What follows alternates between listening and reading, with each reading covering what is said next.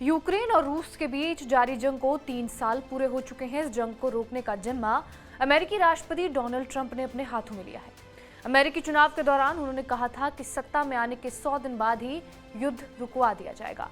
Trump के युद्ध विराम के पीछे का भी तगड़ा प्लान था। ट्रंप ने इन मंसूबों पर अब पानी फिरता नजर आ रहा है।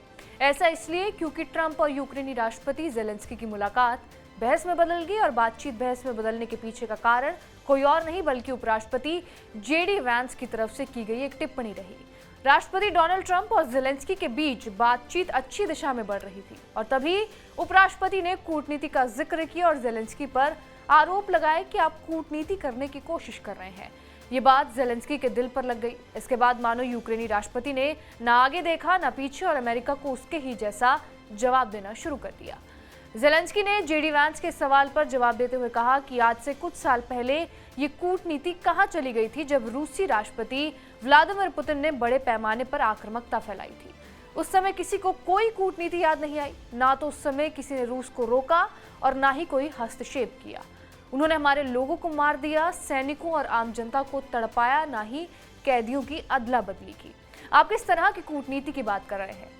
जिस पर वैंस ने जवाब दिया कि ऐसी कूटनीति जो आपके देश के विनाश को समाप्त कर देगी।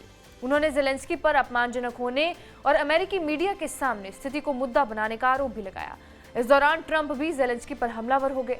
ट्रंप और जेलेंस्की की इस बैठक के बाद बाकायदा दोनों देशों के राष्ट्रपति मीडिया से बातचीत करते हैं। इसके साथ ही अमेरिका और यूक्रेन के बीच खनिज डील पर साइन हो रहे थे जिसमें $500 मिलियन यानी कि तकरीबन 43 अरब रुपए का खनिज यूक्रेन से अमेरिका को मिलना था।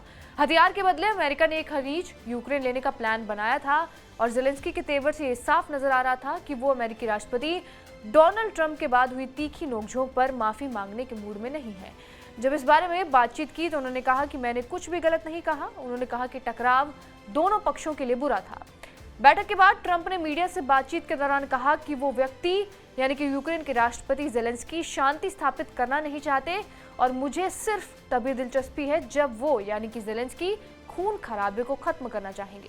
यूक्रेन और रूस के बीच युद्ध की बात की जाए तो लगभग 3 सालों से युद्ध चल रहा है और इस युद्ध में हजारों लोग मारे गए हैं। 3 साल बाद ये युद्ध एक चौराहे पर खड़ा हुआ है जिसमें अब तक शांति की आस आ रही थी। अमेरिकी राष्ट्रपति ट्रंप ने चुनाव के पहले से ही युद्ध को खत्म कराने की बात कही थी। उन्होंने वादा किया था कि वो पद संभालते ही 6 महीनों के अंदर ये युद्ध खत्म कर देंगे। लेकिन इसके बाद जेलेंस्की की मुलाकात के बाद अब अमेरिका ने सैन्य उपकरण यूक्रेन को भेजना भी बंद कर दिया। अब देखना अहम होगा कि यूक्रेन और अमेरिका के रिश्तों में कैसा बदलाव आता है। बहरहाल इस खबर के ऊपर आपकी क्या प्रतिक्रिया है, हमें कॉमेंट करके जरूर बताएं। बाकी देश और दुनिया की तमाम बड़ी खबरों से अपडेटेड रहने के लिए सब्सक्राइब कीजिए TV9 डिजिटल।